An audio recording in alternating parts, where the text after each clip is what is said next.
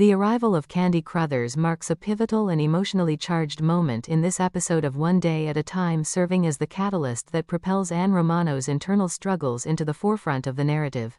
As the glamorous television model steps into the modest Romano apartment, the script brilliantly contrasts two very different worlds: the sparkling, carefree existence of the new girlfriend versus the grounded, responsible reality of the modest, custodial single mother. This sequence is executed with exquisite comedic timing and emotional nuance, capturing the complex feelings that arise when an ex-husband moves on with someone who appears, at least on the surface, to embody youthful vitality and effortless charm. From the very first lines of this encounter, the writing establishes Candy as an almost mythic figure in the eyes of Julie and Barbara. The girls enthusiastically introduce her with theatrical flair, describing her as the leading TV model and the most beautiful creature on the face of the earth. This hyperbolic praise immediately sets up the central tension of the episode. Anne, attempting to maintain gracious hospitality, greets Candy politely while masking her discomfort. The dialogue here is pitch perfect, revealing layers of awkwardness, forced civility, and underlying pain.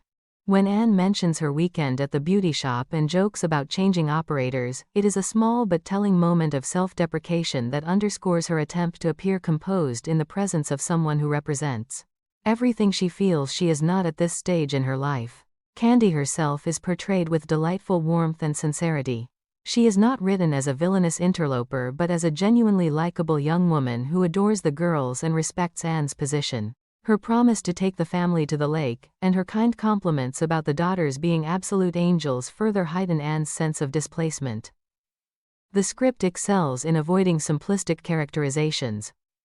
Instead, it presents Candy as a product of her time, a successful model whose on-screen persona, the famous Squeeze Me orange commercial and spark plug advertisement, has made her a minor celebrity.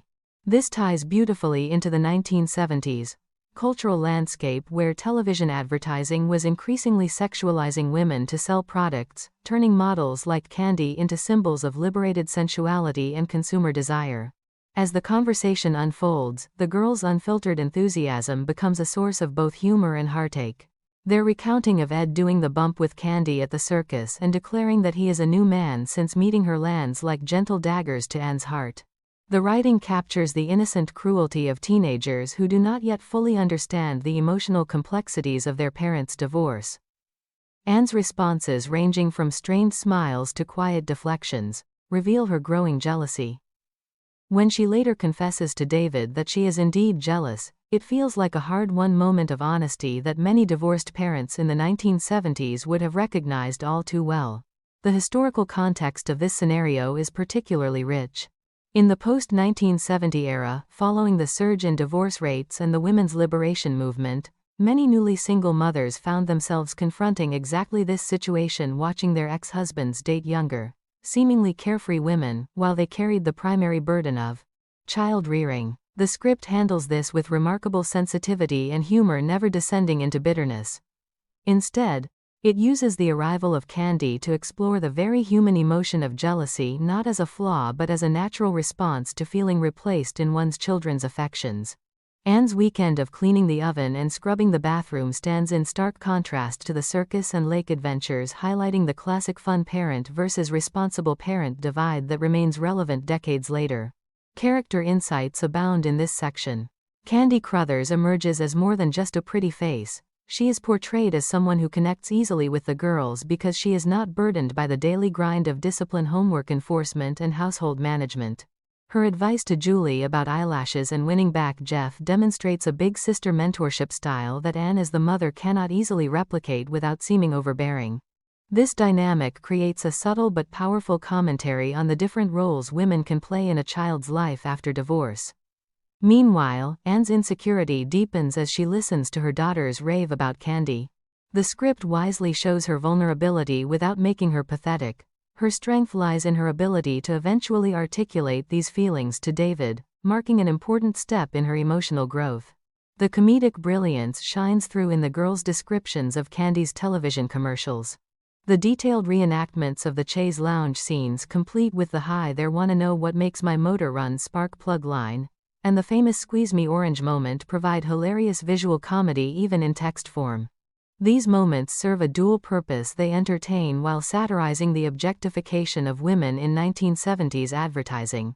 Candy's body and sexuality are commodified to sell everyday products. A reality the show gently mocks while acknowledging its cultural prevalence. David's playful responses, including keeping the orange under his pillow, add levity and prevent the scene from becoming too heavy. Schneider's brief appearance during this sequence further enriches the tapestry. His immediate recognition of Candy as the squeeze-me girl, and his awkward attempts at flirtation provide classic sitcom relief. His interaction with Candy, offering legal advice while she offers plumbing favors in return, exemplifies the show's talent for creating memorable supporting characters who feel organic to the apartment building community. These exchanges prevent the episode from becoming solely focused on family tension, reminding viewers of the broader social network that supports Anne's single life. Thematically, this part of the script delves deeply into the complexities of post-divorce family dynamics. It explores how children often gravitate toward the parent or the new partner who represents excitement and freedom, while the custodial parent becomes associated with rules and responsibility. Anne's quiet pain when the girls prefer Candy's company is rendered with empathy and insight. The writing appreciates the difficulty of maintaining authority while desiring to be liked. A universal parenting challenge, made more acute by divorce. In the broader context of 1970s feminism, Anne's journey represents the struggle of women who wanted both independence and meaningful family connections, only to find that societal expectations and personal emotions often complicated that balance. Scene by scene, the script maintains excellent pacing. The initial introduction flows naturally into casual conversation, then builds toward more revealing emotional undercurrents. The dialogue is sharp, naturalistic, and filled with memorable exchanges that reveal character without feeling expository. Anne's line about not having looked like that since she was 3 weeks old is a perfect example of the show's warm, self-deprecating humor. The girls' casual cruelty in pointing out Anne's jealousy, followed by their later apologies, illustrates the push and pull of teenage emotions with authenticity. As the sequence progresses, we witness Anne beginning to process her feelings. Her conversation with David about the weekend highlights the contrast between her domestic reality and Ed's glamorous new life. The script uses this contrast, not to vilify Ed but to humanize Anne's sense of being left behind. David's supportive presence with his mixture of gentle teasing and genuine concern provides the emotional anchor that allows Anne to voice her insecurities.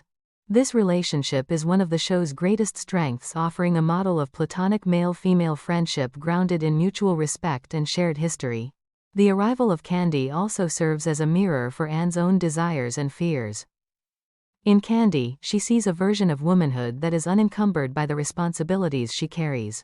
This triggers a profound moment of self-reflection that reverberates throughout the episode. The writing celebrates Anne's complexity. She is jealous, yes, but she is also self-aware enough to recognize the normality of that emotion and strong enough to eventually move beyond it.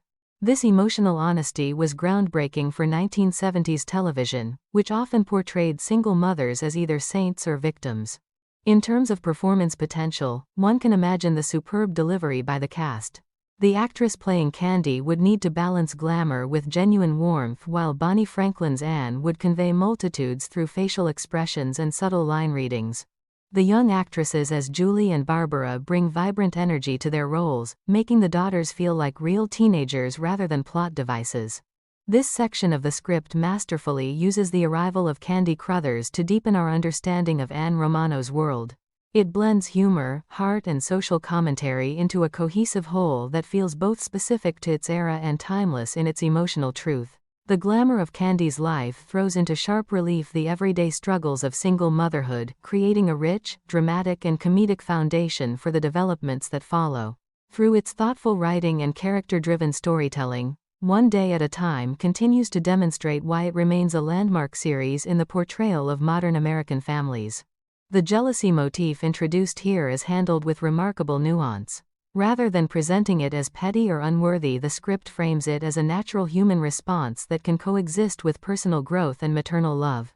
This balanced approach allows viewers to empathize with Anne while also appreciating Candy's positive influence on the girls.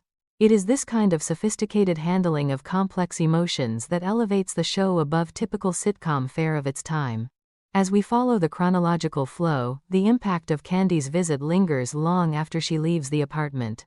The girls' continued praise, the eyelash practice sessions, and Anne's private confessions all stem from this initial encounter. The script's attention to these cascading effects demonstrates excellent dramatic construction, ensuring that every moment feels earned and interconnected. In doing so, it honors the lived experience of countless single mothers in 1970s America, who faced similar challenges with resilience, humor, and quiet determination. The arrival of Candy Crothers is not merely a plot point but a profound thematic device that illuminates the evolving definitions of family, femininity, and personal fulfillment in a rapidly changing society. Through its warm humor and insightful character work, this sequence stands as one of the episode's most memorable and emotionally resonant achievements.